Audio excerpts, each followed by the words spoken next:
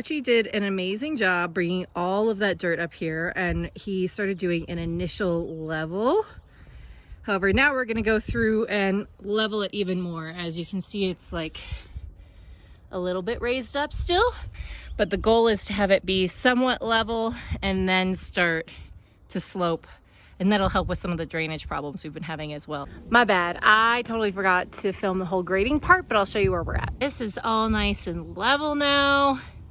These garden beds actually came with a weed tarp for underneath, which is great. This weed tarp I've noticed is better. It's kind of like more of a mesh than the plasticky stuff. I prefer not to use it just because it's terrible for the environment, but this stuff is great. You can also use cardboard, which is another fantastic option. I also got these worm composters. I have never used these before, but basically they're just these, I don't know, they remind me of like a laundry basket or something. But you put in some soil or compost and some worm bedding and some worms, and then you can throw your compost and leaves and stuff in here, apparently. I don't know. Anyways, we dug a little bit of a hole just so that it would fit.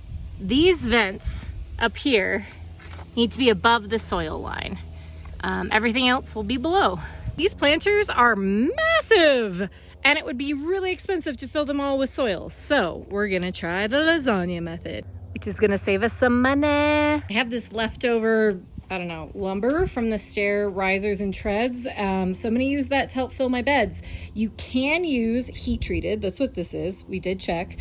You cannot use chemically treated. Not a good idea, it'll leach into your plants and stuff. For the first layer, we started with some cardboard and then filled it in with some of the extra lumber that we had and some just sticks and tree trimmings that we, trimmed back in our backyard. Then once that was filled, we added some leaves on top. That'll just add some more organic material. And once that was filled up, we added some compost and soil. You want at least 6 inches for this. This will help your plants to get more established, especially at the beginning. I can't even begin to tell you how excited I am to finally get some plants in these beds.